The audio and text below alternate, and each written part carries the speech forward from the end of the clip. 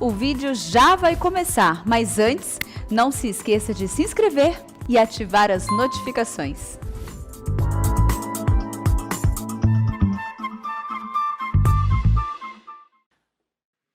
Muito bem, nós estamos iniciando a Escola Bíblica Dominical deste dia 22 de agosto de 2021. E vocês que estão aqui são muito bem-vindos. E queremos acolher também a todos quantos estão participando conosco de forma virtual. Hoje nós vamos estudar um texto da mais alta importância na Bíblia. Alguns estudiosos chegam mesmo a afirmar que o capítulo 7 é o eixo, é o vértice desta carta, que os capítulos anteriores prepararam para ele e os posteriores são consequência dele. Então, é um capítulo estratégico, capítulo 7 de Hebreus. Peço que você abra a sua Bíblia e acompanhe essa leitura. É uma leitura longa, são 28 versículos, mas é importante fazê-la. E depois de lido o texto, mantenha a sua Bíblia aberta. Então vamos lá. Está escrito o seguinte: porque este Melquisedeque, rei de Salém, sacerdote do Deus Altíssimo, que saiu ao encontro de Abraão, quando voltava da matança dos reis, e o abençoou, para o qual também Abraão separou o dízimo de tudo. Primeiramente se interpreta rei de justiça, depois também é rei de Salém, ou seja, rei de paz, sem pai, sem mãe, sem genealogia, que não teve princípio de dias, nem fim de existência. Entretanto, feito semelhante ao Filho de Deus, permanece sacerdote perpetuamente. Considerai, pois, como era grande esse a quem Abraão, o patriarca, pagou o dízimo, tirado dos melhores despojos. Ora, os que dentre os filhos de Levi recebem o sacerdócio, têm mandamento de recolher, de acordo com a lei, os dízimos do povo, ou seja, dos seus irmãos, embora tenham estes descendido de Abraão. Entretanto, aquele cuja genealogia não se inclui entre eles, recebeu dízimos de Abraão e abençoou o que tinha as promessas. Evidentemente, é fora de qualquer dúvida que o inferior é abençoado pelo superior. Aliás, aqui são homens mortais os que recebem dízimos, porém ali, aquele de quem se testifica que vive. E por assim dizer, também Levi, que recebe dízimos, pagou-os na pessoa de Abraão, porque aquele ainda não tinha sido gerado por seu pai, quando Melquisedeque saiu ao encontro deste. Se, portanto, a perfeição houvera sido mediante o sacerdócio levítico, pois nele baseado o povo recebeu a lei, que necessidade haveria ainda de que se levantasse outro sacerdote, segundo a ordem de Melquisedeque, e que não fosse contado segundo a ordem de Arão? Pois quando se muda o sacerdócio, necessariamente há também mudança de lei. Porque aquele de quem são ditas estas coisas, pertence a outra tribo, da qual ninguém prestou serviço ao altar. Pois é evidente que nosso Senhor procedeu de Judá, tribo à qual Moisés nunca atribuiu sacerdotes. E isto é ainda muito mais evidente, quando à semelhança de Melquisedeque, se levanta outro sacerdote, constituído não conforme a lei de mandamento carnal, mas segundo o poder de vida insolúvel. Porquanto se testifica, tu és sacerdote para sempre, segundo a ordem de Melquisedeque. Portanto, por um lado se revoga a anterior ordenança, por causa da sua fraqueza e inutilidade, pois a lei nunca aperfeiçoou coisa alguma. E por outro lado, se introduz esperança superior, pela qual nos achegamos a Deus. E visto que não é sem prestar juramento, porque aqueles sem juramento são feitos sacerdotes, mas este com juramento, por aquele que lhe disse: o Senhor jurou e não se arrependerá, tu és sacerdote para sempre. Por isso mesmo, Jesus se tem tornado fiador de superior aliança. Ora, aqueles são feitos sacerdotes em maior número, porque são impedidos pela morte de continuar. Este, no entanto, porque continua para sempre, tem o seu sacerdócio imutável.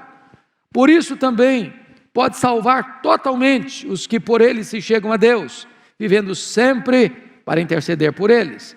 Com efeito, nos convinha um sumo sacerdote como este, santo, inculpável, sem mácula, separado dos pecadores e feito mais alto do que os céus, que não tem necessidade, como os sumos sacerdotes, de oferecer todos os dias sacrifícios, primeiro por seus próprios pecados, depois pelos do povo, porque fez isto uma vez por todas, quando a si mesmo se ofereceu.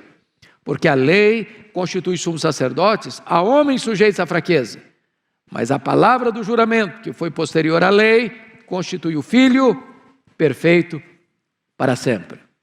Denso o texto, não? O texto é robusto do começo ao fim, com profunda teologia do começo ao fim. Bom, eu quero então tratar com vocês sobre Jesus, o nosso sumo sacerdote.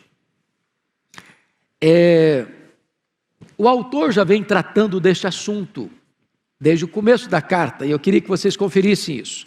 Ou seja, mostrando que Jesus é o nosso grande sumo sacerdote. Confira aí no capítulo 2, versículo 17. Por isso mesmo convinha que em todas as coisas se tornasse semelhante aos irmãos, para ser misericordioso e fiel sumo sacerdote nas coisas referentes a Deus, e para fazer propiciação pelos pecados do povo. Então, pela primeira vez, Jesus já é apresentado aqui como sumo sacerdote. Agora, olha no capítulo 3, verso 1. Por isso, santos irmãos, que participais da vocação celestial, considerai atentamente o apóstolo e sumo sacerdote da nossa confissão, Jesus. Então, já é chamado aqui de apóstolo e sumo sacerdote da nossa confissão. Agora, olha capítulo 4, verso 14. Tendo, pois, a Jesus, o Filho de Deus, como grande sumo sacerdote, que penetrou os céus, conservemos firme a nossa confissão. O sumo sacerdote da ordem levítica penetrava além do véu, entre o lugar santo e o lugar santíssimo, onde estava a arca. Mas Jesus penetrou mais do que isso, ele penetrou os céus. Agora veja capítulo 5, verso 6. Como em outro lugar também diz, tu és sacerdote para sempre, segundo a ordem de Melquisedeque. Ele está citando literalmente o Salmo 110, versículo 4.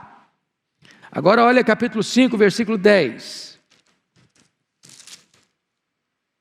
Tendo sido nomeado por Deus sumo sacerdote, segundo a ordem de Melquisedeque. Então, o termo ou o assunto de Jesus como sumo sacerdote, descrito no capítulo 7, não é uma novidade.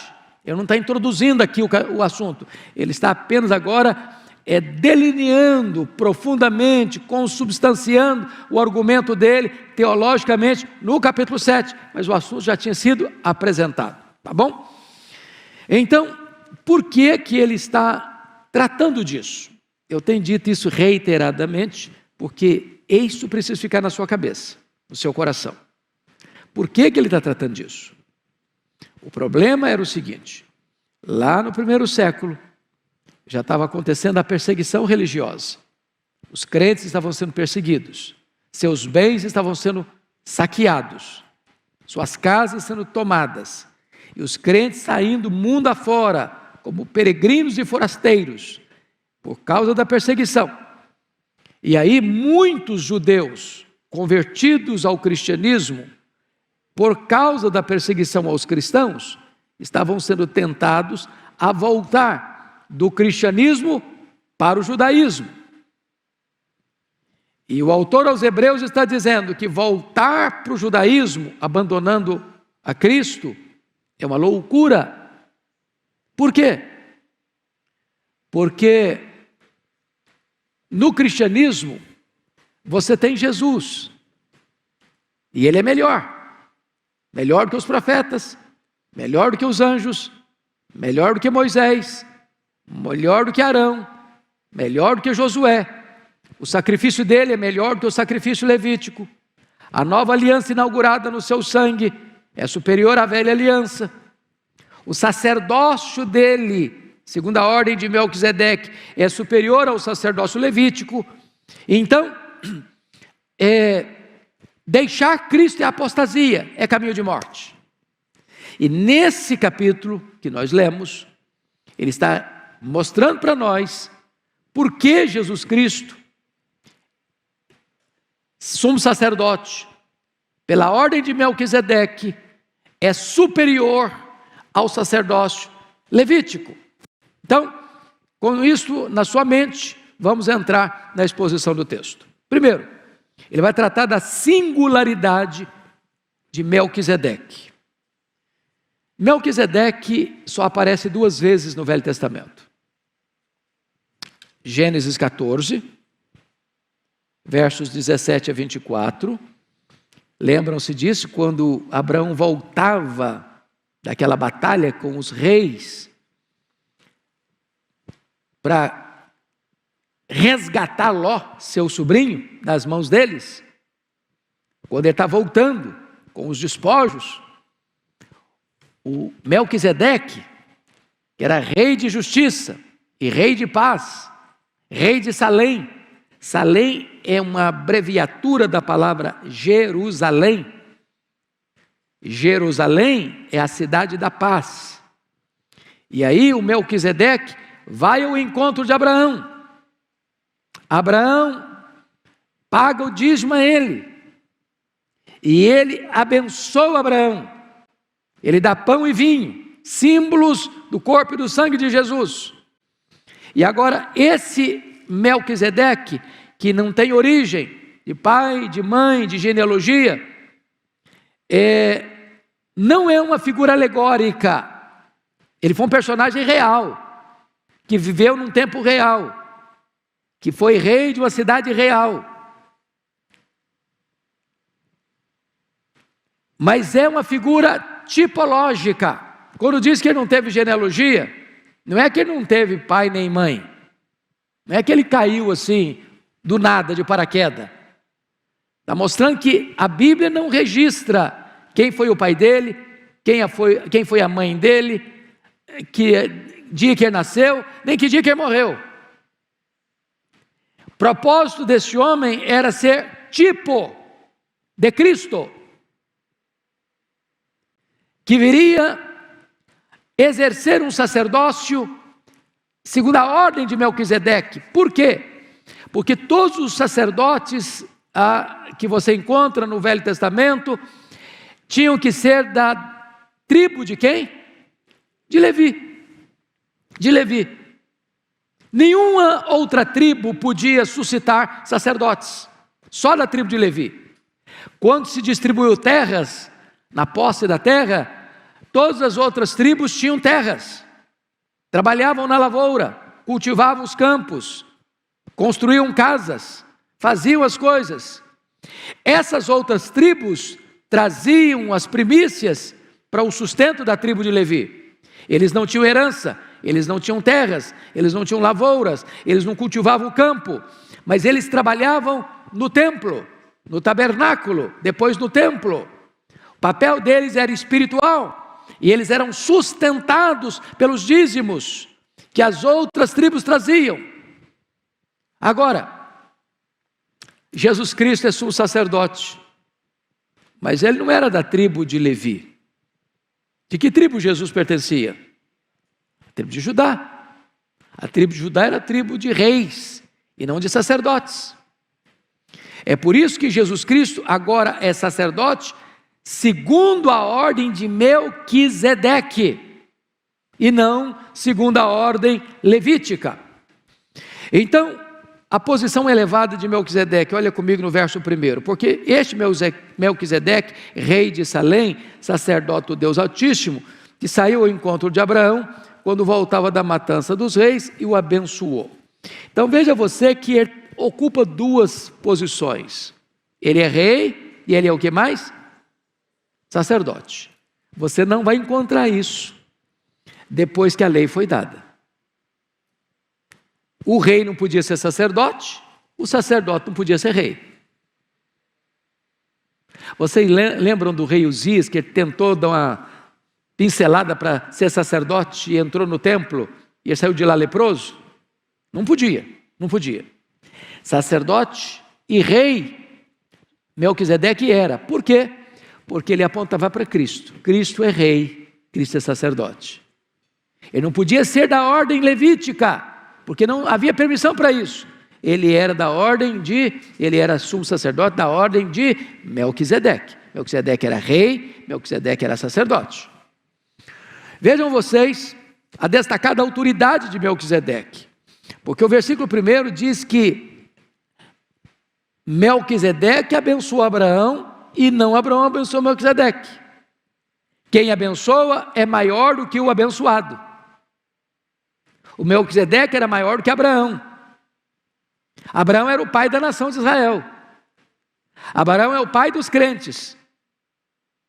Mas Melquisedeque era maior que ele, por isso o abençoou.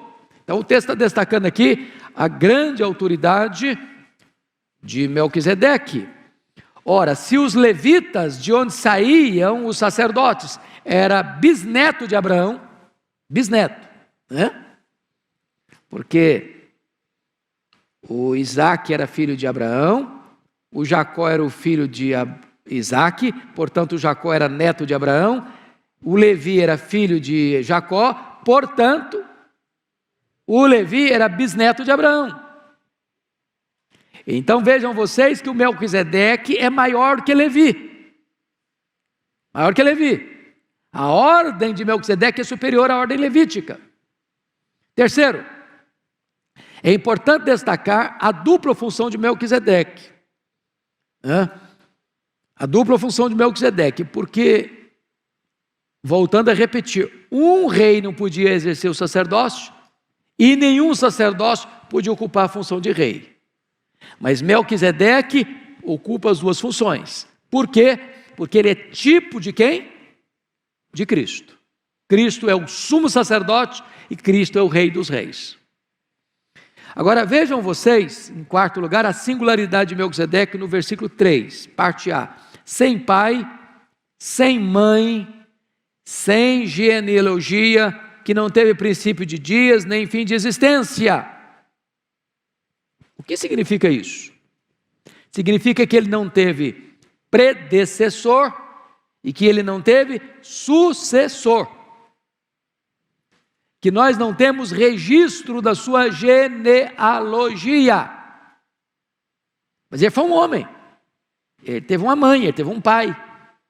Ele nasceu num determinado dia. Ele viveu numa determinada época, a época de Abraão. Isso significa 2000 anos antes de Cristo. Ele foi rei e sacerdote de uma cidade específica, a cidade de Salém, que é a cidade de Jerusalém. Então, ele é uma figura de uma realidade. Ele era uma sombra de uma realidade. Ele era um tipo de um antítipo. Ele apontava para quem? Para Cristo. Quarto lugar. Aliás, quinto lugar, a perpetuidade do seu sacerdócio. Veja o versículo 3, a parte B. Feito semelhante ao Filho de Deus, permanece sacerdote perpetuamente. Como assim ele permanece sacerdote perpetuamente? O Melquisedeque é sacerdote perpetuamente porque Jesus, que é o sumo sacerdote para sempre, era de sua ordem. Então a perpetuidade do sacerdócio de Melquisedeque passa pela perpetuidade do sacerdócio de Cristo, porque Cristo era sumo sacerdote da ordem de Melquisedeque. Entendamos claramente isto. O segundo ponto que eu quero destacar com você não é mais a singularidade de Melquisedeque, mas a superioridade do sacerdócio de Melquisedeque. Então vamos lá. Primeiro, é grande porque recebeu dízimos de Abraão, o pai da nação. Olha aí comigo os versos 4 e 5. Considerai, pois, como era grande esse a quem Abraão, o patriarca, pagou o dízimo, tirado dos melhores despojos. Ora, os que dentre os filhos de Levi recebem o sacerdócio, têm mandamento de recolher, de acordo com a lei, os dízimos do povo, ou seja, dos seus irmãos, embora tenham esses descendido de Abraão. Então vamos parar um pouquinho aqui. Tem muita gente que é contra o dízimo hoje, vocês sabem disso. Tem teses de doutorado contrários ao dízimo hoje. E um dos argumentos que muito se usa é: não, dízimo é da lei. Como a lei caducou, agora nós estamos no período da graça, então não tem mais dízimo hoje. É um equívoco isso. É um equívoco. Primeiro porque Abraão é o pai da fé. Você e eu somos filhos de Abraão. Os verdadeiros filhos de Abraão não são aqueles que têm o sangue de Abraão correndo em suas veias, mas aqueles que têm a fé de Abraão habitando em seu coração. Todos os crentes são filhos de Abraão. A lei não tinha sido dada ainda. Abraão viveu praticamente 400 anos antes da lei ser dada. Mas Abraão paga o dízimo a Melquisedeque. Então dizer que o dízimo é da lei é um anacronismo.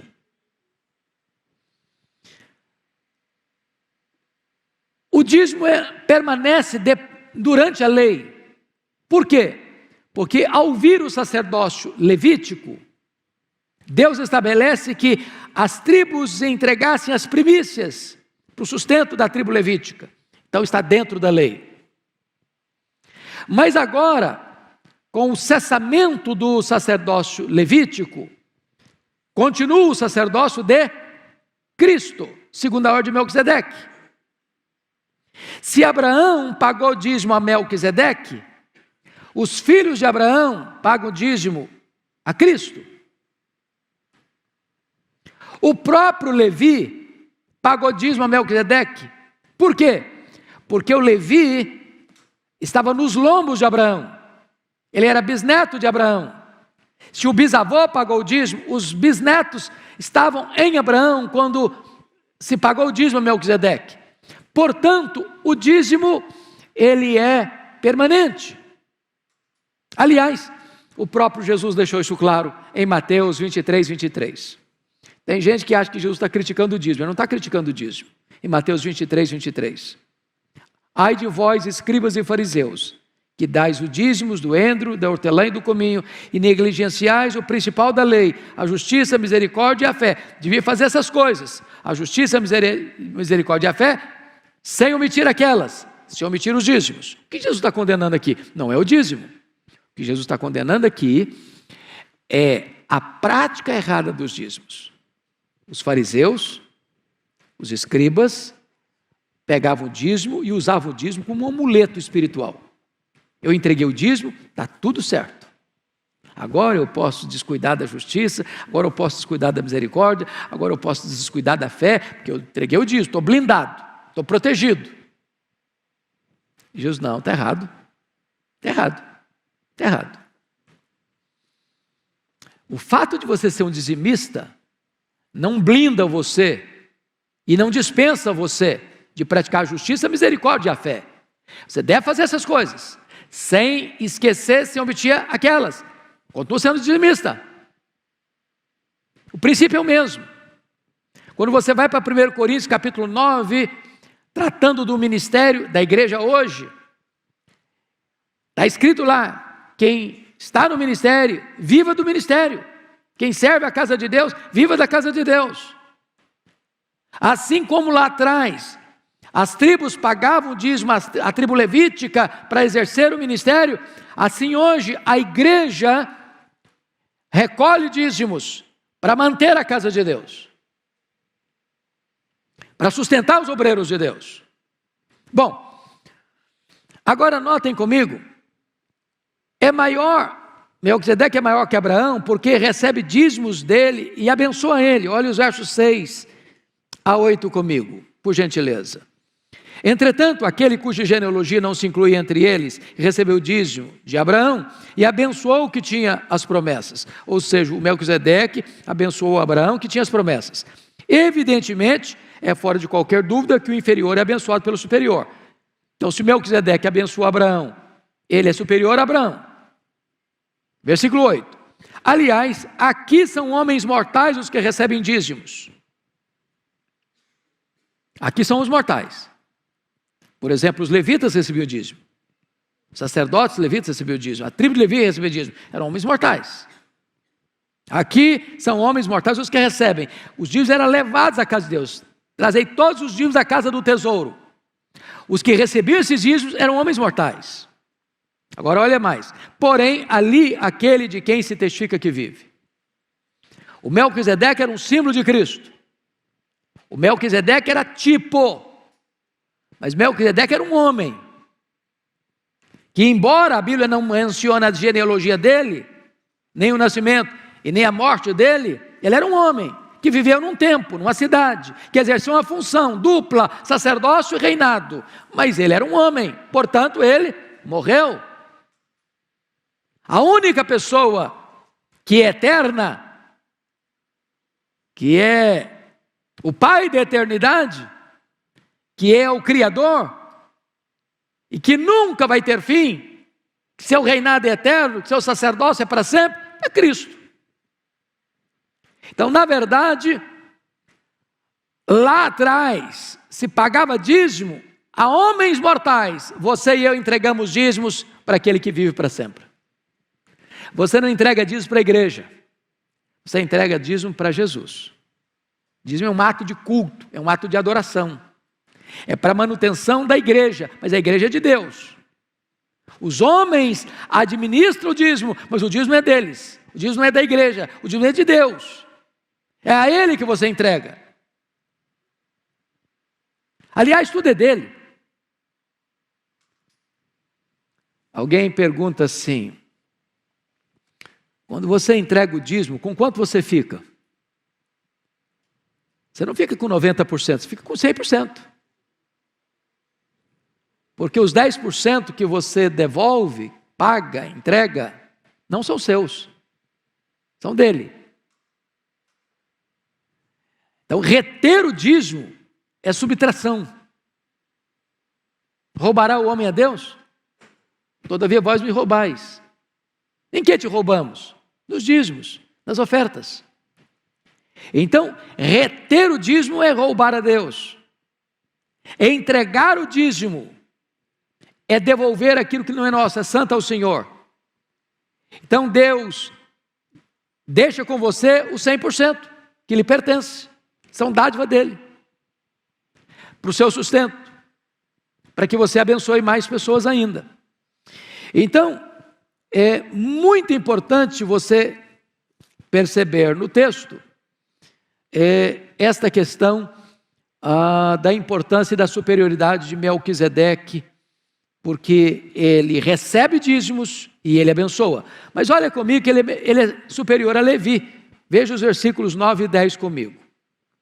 E por assim dizer, também Levi, que recebe dízimos, pagou-os na pessoa de Abraão. Estão percebendo isso? O Levi era bisneto do Abraão. Como ele estava nos lombos de Abraão, ele pagou dízimo a Melquisedeque. Se ele paga dízimo a Melquisedeque, Melquisedeque é superior a ele. Olha o verso 10. Porque aquele ainda não tinha sido gerado por seu pai, aquele quem? Levi, quando Melquisedeque saiu ao encontro deste quem? Abraão. Então, o que ele está argumentando aqui? Ele está argumentando aqui que o sacerdócio de Melquisedeque é superior ao sacerdócio de Levi. Por quê? Porque o Levi, bisneto de Abraão, estava nos lombos de Abraão, quando Abraão pagou o dízimo a Melquisedeque.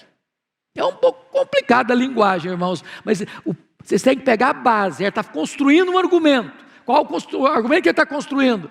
É que o Melquisedeque é superior a Abraão, e que o Melquisedeque é superior a Levi, e que nós vamos daqui a pouquinho ver a transição do sacerdócio levítico para o sacerdócio da ordem de Melquisedeque. O sacerdócio de Levi, que é inferior ao sacerdócio de Melquisedeque, encerra, fecha as cortinas, e vamos dar as razões por que fecha as cortinas, e agora abre o sacerdócio pela ordem de Melquisedeque, que é superior.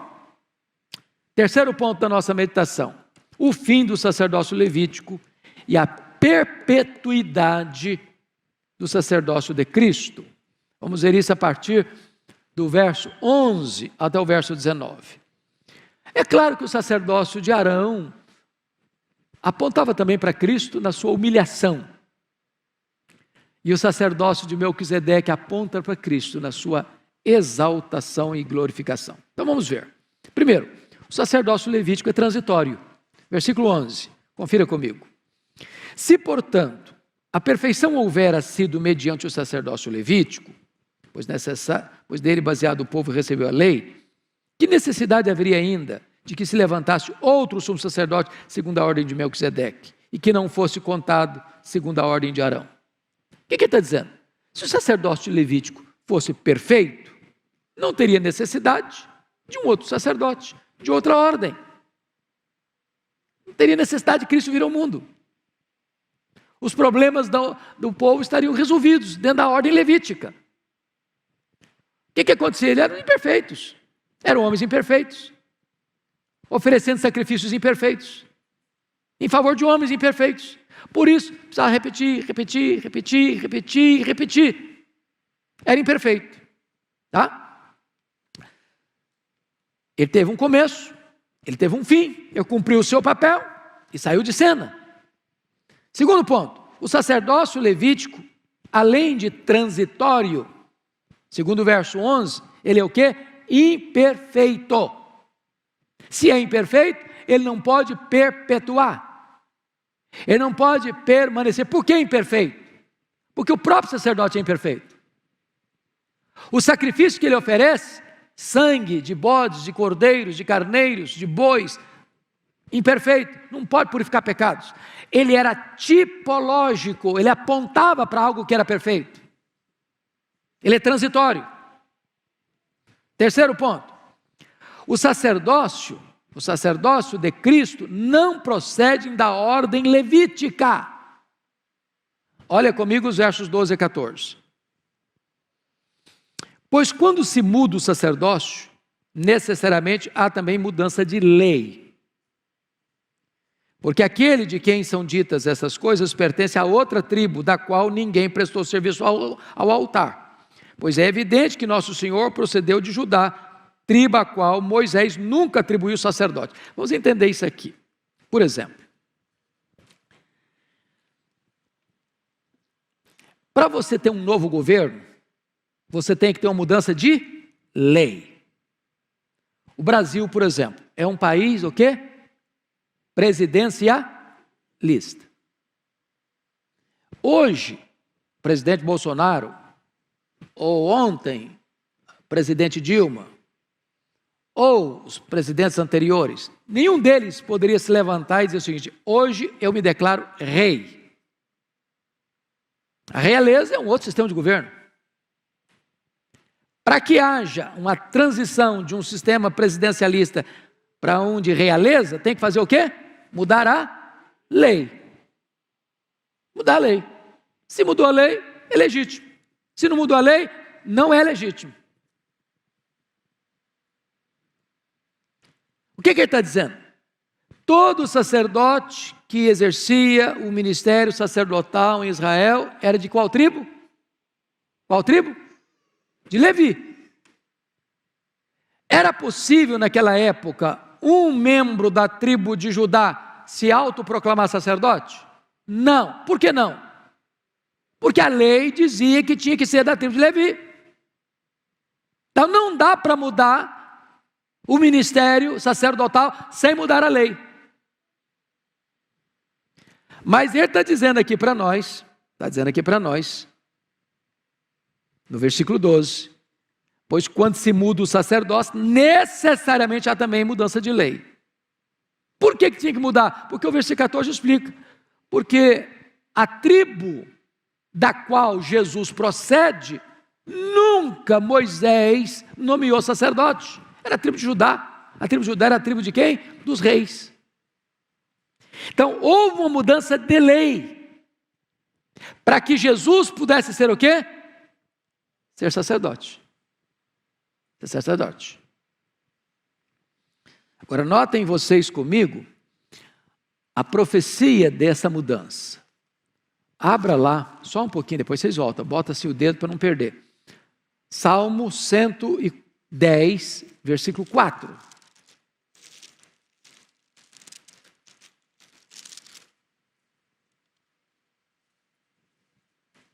Você pode ler em voz alta comigo, Salmo 110, versículo 4. Vamos juntos? O Senhor jurou e não se arrependerá. Tu és sacerdote para sempre, segundo a ordem de Melquisedeque.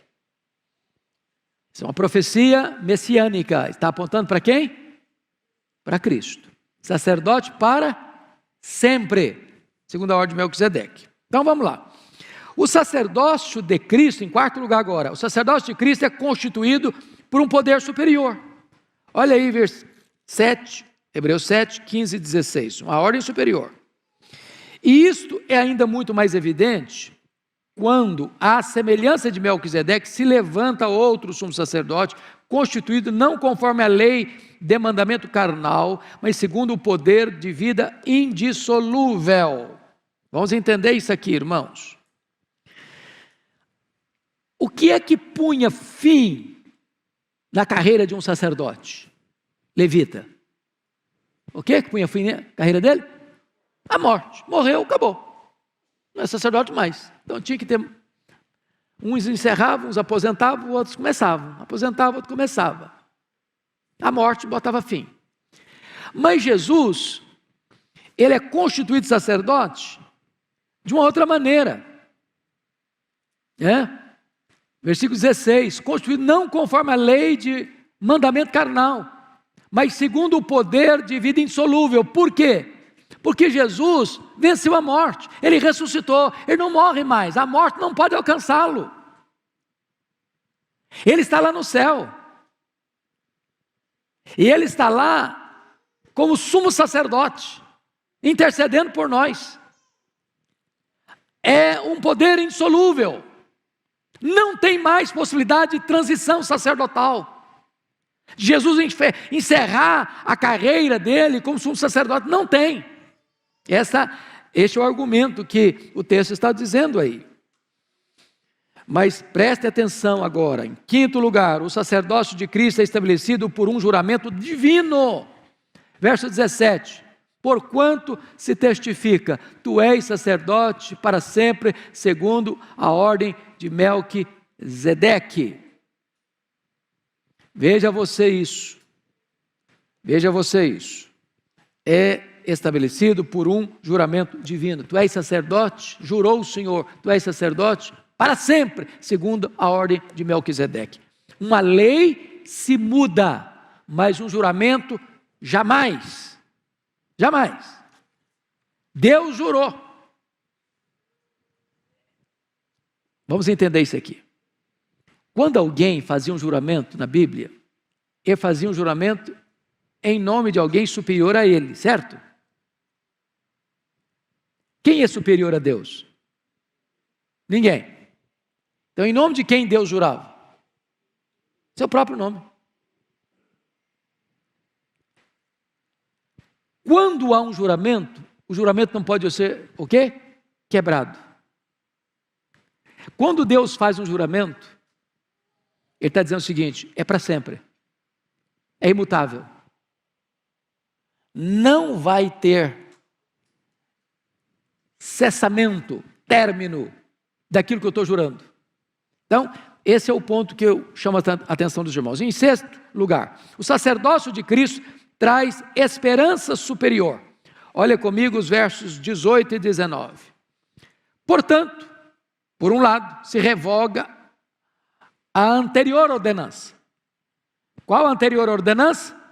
Do sacerdócio levítico. Se revoga. A lei é revogada. Por causa de quê? Da sua fraqueza e inutilidade. Por que fraqueza e inutilidade? Porque o sacerdote que está oferecendo o sacrifício é imperfeito. Ele tem que oferecer o sacrifício primeiro por ele mesmo. Depois do sacrifício que ele oferece é imperfeito. Está trazendo sangue de bodes, de bois, de carneiros, de ovelhas. que precisava ser repetido e repetido e repetido, que não tinha poder para purificar pecados, apenas apontava para o sacrifício perfeito. Então vamos entender uma coisa aqui. De que maneira as pessoas eram salvas antes de Jesus vir ao mundo? Pelas obras? Não. Pelo sacrifício judaico? Não. De que maneiras elas eram salvas? Elas eram salvas do mesmo jeito que você e eu somos. Pela fé. Os que viveram até Jesus olhavam para frente, para o Messias que havia de vir. Nós olhamos para trás, para o Cristo que já veio. Eles creram no Cristo da profecia, nós cremos no Cristo da história. Mas a salvação sempre foi pela graça, mediante a fé. Tudo isso, irmãos, no Antigo Testamento, era uma espécie de preparação, de sombra da realidade que veio em Cristo Jesus. Olha aí o versículo 19 comigo. Pois a lei nunca aperfeiçoou coisa alguma, e por outro lado se introduz esperança superior, pela qual nos achegamos a Deus. Então, você não tinha condições de chegar até Deus, você tinha que ir ao sacerdote. O sacerdote que oferecia o sacrifício. Nenhum israelita podia chegar lá com as suas oferendas, com os seus sacrifícios, e ele mesmo ir lá no altar. Não, ele entregava para o sacerdote. O sacerdote era o mediador entre ele e Deus. Mas agora, não tem mais necessidade de intermediários. Agora você tem uma superior esperança, porque agora você pode chegar até Deus. Você é sacerdote. Sacerdócio é real. Você tem livre acesso. Essa é a ideia que o texto está mostrando, da superioridade do sacerdócio de Cristo em relação ao sacerdócio levítico. Mas vamos ao último ponto da nossa meditação. Antes de entrar nesse último ponto, vale a pena você ler o que está escrito aí, por gentileza, capítulo 4, 14 a 16, porque ele mostra essa confiança que nós temos no nosso sumo sacerdote que é Cristo. Capítulo 4, 14 a 16. Você pode ler comigo com a sua voz? Vamos juntos? Tendo, pois, a Jesus, o Filho de Deus, como grande sumo sacerdote, que penetrou os céus, conservemos firmes a nossa confissão, porque não temos um sacerdote que não possa compadecer-se das nossas fraquezas. Antes foi ele tentado em todas as coisas, a nossa semelhança, mas sem pecado. Acheguemo-nos, portanto, confiadamente, junto ao trono da graça, a fim de recebermos misericórdia e acharmos graça para socorro em ocasião oportuna.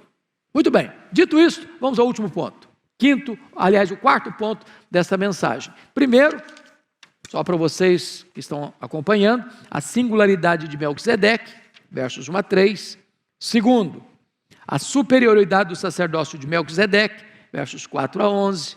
Terceiro, o fim do sacerdócio levítico e a perpetuidade do sacerdócio de Cristo, versos 11 a 19. E agora, finalmente, em quarto lugar, a superioridade do sacerdócio de Cristo, versos 20 a 28. Então, quero destacar aqui alguns pontos. Primeiro, a superioridade do sacerdócio de Cristo está baseado no juramento divino. Olha os versos 20 e 21 comigo. E visto que não é sem prestar juramento, porque aqueles sem juramento são feitos sacerdotes, o sacerdócio levítico foi por lei, não por juramento. Lei muda, juramento não.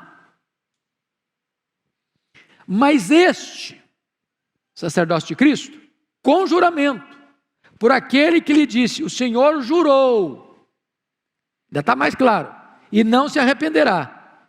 Tu és sacerdote? Para sempre. Então, o que esse texto está dizendo? O sacerdócio levítico foi mediante lei. A lei foi revogada. A lei muda. Mas o sacerdócio de Cristo foi mediante juramento. Juramento não muda. Quem fez o juramento é Deus. E ele fez e não se arrependerá. quando escalou Jesus, tu és sacerdote para sempre. Segundo que ordem? Levítica? Não. Segundo a ordem de Melquisedeque. Então ele é baseado no juramento divino. Segundo, ele é superior porque ele está fundamentado numa aliança superior. Numa aliança superior. Olha o versículo 22. Por isso mesmo, Jesus se tem tornado fiador de superior aliança. A nova aliança, inaugurada no seu sangue. O que é um fiador, gente? Você vai alugar uma casa. Eu acho que até hoje, para aluguel, está precisando de fiador, não tem? Uma exigência assim? Você vai alugar um apartamento, vai alugar uma casa, um apartamento, uma casa. Aí o dono da casa exige que você bote lá no contrato um fiador. O que é um fiador? Fiador é aquele que garante que a dívida que foi contraída vai ser o quê? Paga. Se quem contraiu a dívida não pagar, você que foi o avalista, o fiador, vai ter que pagar. Então, notinha de rodapé, a Bíblia diz que você não deve ser fiador não, viu? Você não quer encrenca? Bota a sua assinatura lá não.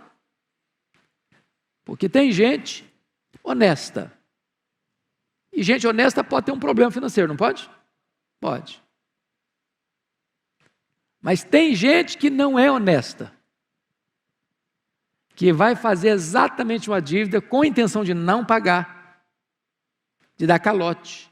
E você que botou o seu nomão lá, ó, bonitão, ó, avalista, ó, vai ter que arcar com esse negócio.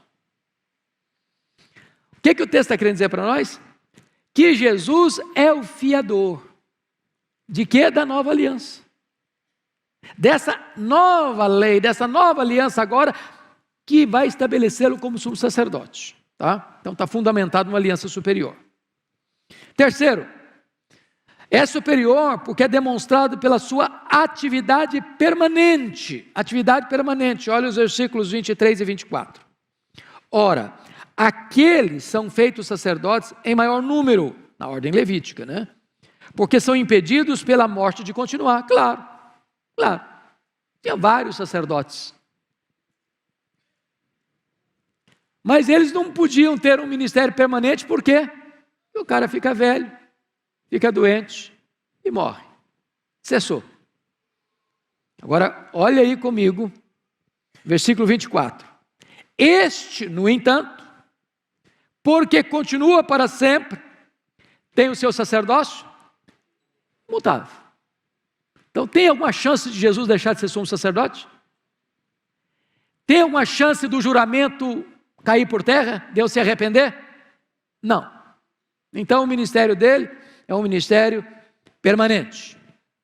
Quarto lugar, a superioridade do sacerdócio de Cristo é demonstrado pelo seu ilimitado poder.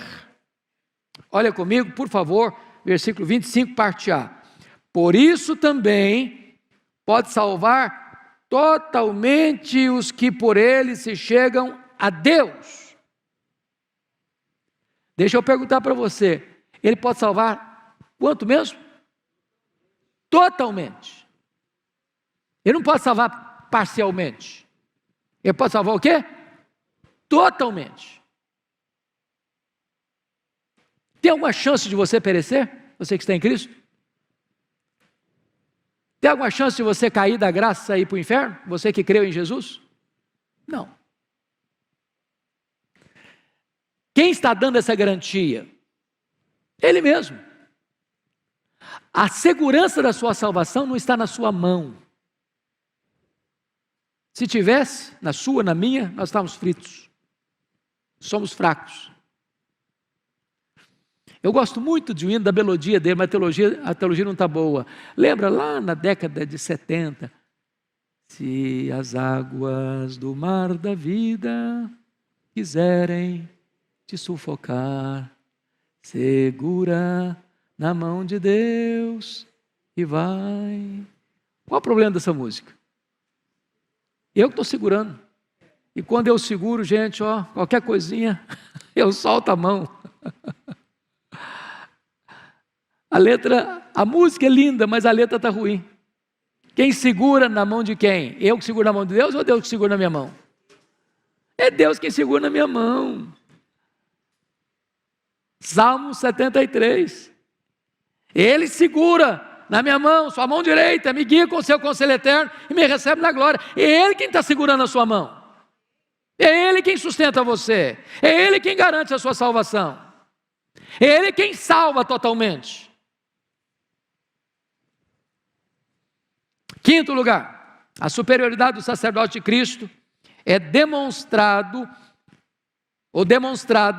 pela sua permanente intercessão. Olha o verso 25, a parte B. Vivendo sempre para interceder por eles. Então note uma coisa. Jesus concluiu o seu ministério de redenção na cruz, mas continuou com o seu ministério de intercessão no céu. Ele é o nosso advogado, o justo. Filhinhos, estas coisas eu vos escrevo para que não pequeis. Se todavia alguém pecar, temos advogado junto ao Pai, Jesus Cristo, o justo, e Ele é a propiciação pelos nossos pecados. Pronto. Paulo pergunta lá em Romanos 8, verso 34. Quem tentará acusação contra os eleitos de Deus? Versos 33 e 34. É Deus quem justifica. Quem os condenará? É Cristo Jesus quem morreu, ou antes quem ressuscitou, o qual está à destra de Deus e também intercede por nós. O que Paulo está dizendo aí? Você tem uma segurança inabalável.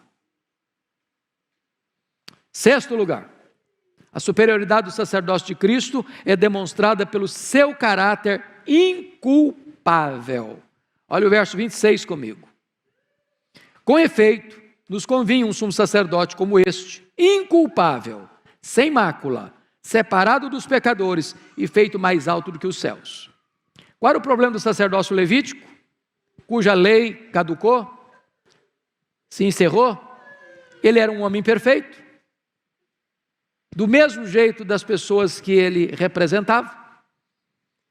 Ele comparecia no altar de Deus com um sacrifício imperfeito. Primeiro oferecia por ele, porque ele era pecador tanto quanto o povo. Depois oferecia pelo povo.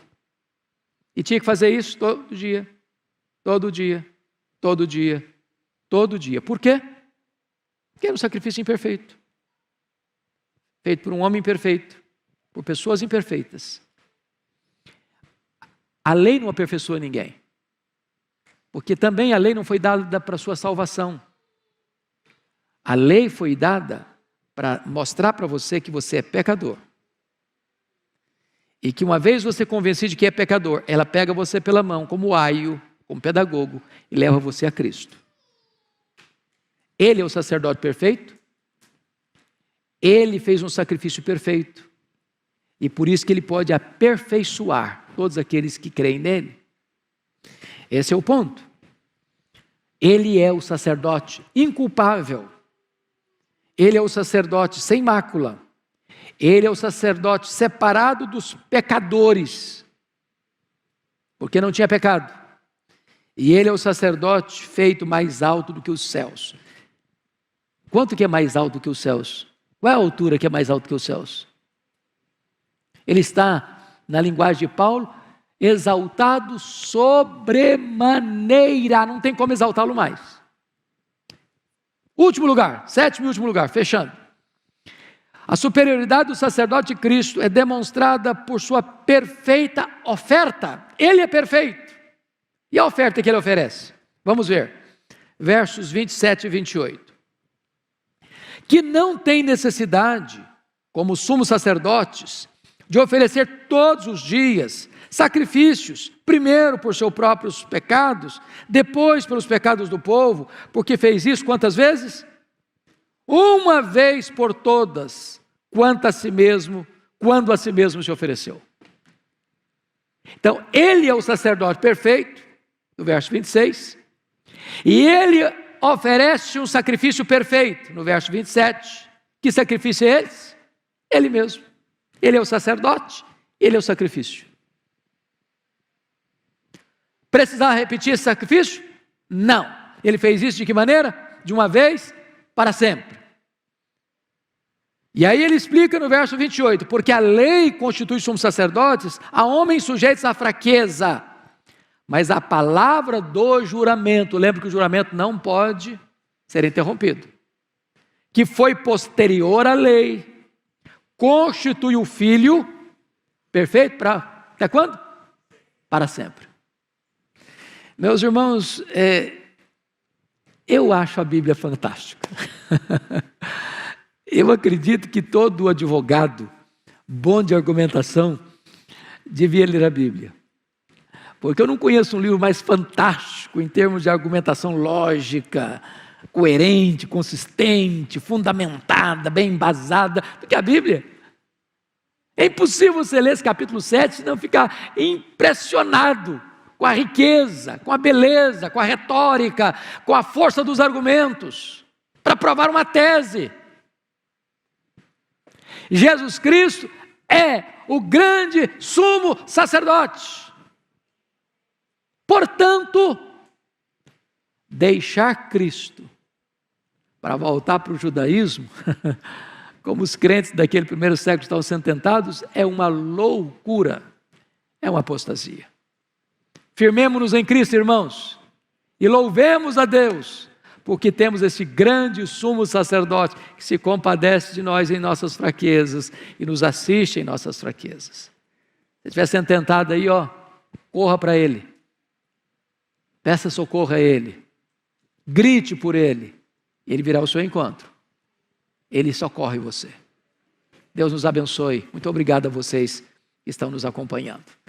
Daqui a pouquinho, às 11 horas, fique ligado você aí, culto, e vamos começar, 11 horas, tá bom? Deus abençoe, gente, tenha um bom dia, e a vocês, se não ver mais, um bom almoço para todos.